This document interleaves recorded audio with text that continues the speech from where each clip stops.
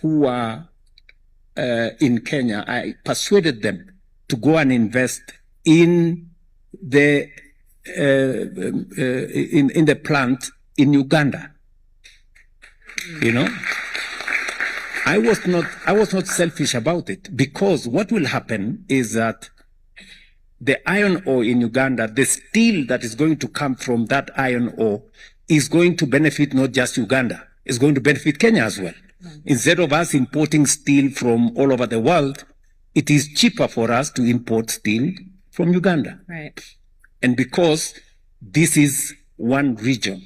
So this, the beginning is the leadership that determine how we move forward. Let me conclude by saying,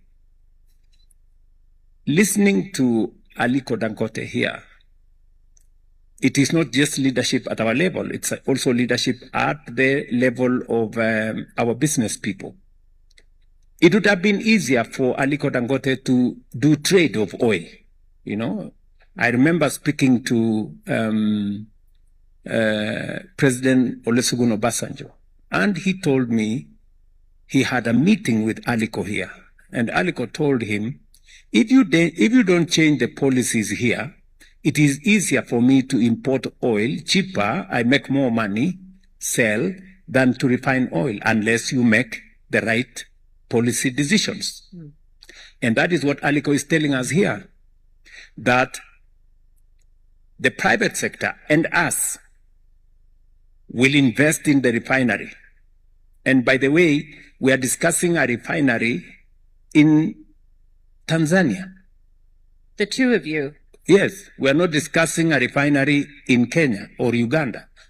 We are discussing that we are going to have a joint refinery in Tanga to benefit all of us, because that refinery is going to take on board the oil from DRC, the oil from Kenya, the oil from South Sudan, the oil from Uganda, and we will just need to build a short pipeline from Tanga to Mombasa, and the finished product will use the pipeline that we already jointly own with Uganda. So all our assets become profitable.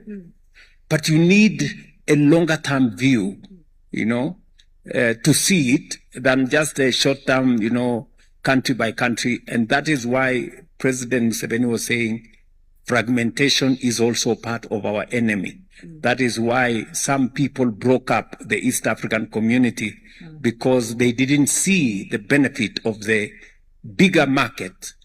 They were just looking at individual countries. So that is the where we are at the moment. And it is different because we've all learned our lessons.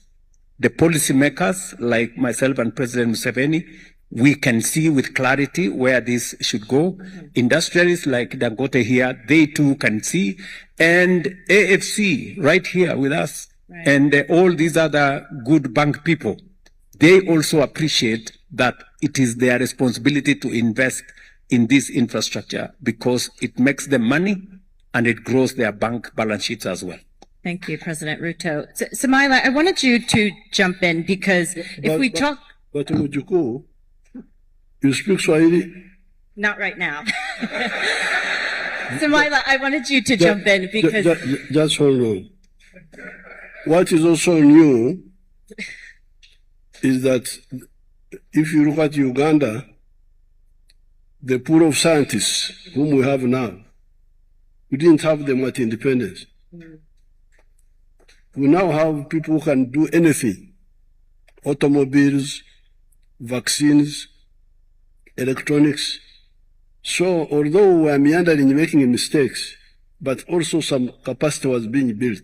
Education, knowledge. We've got a lot of scientists. There's nothing you cannot make.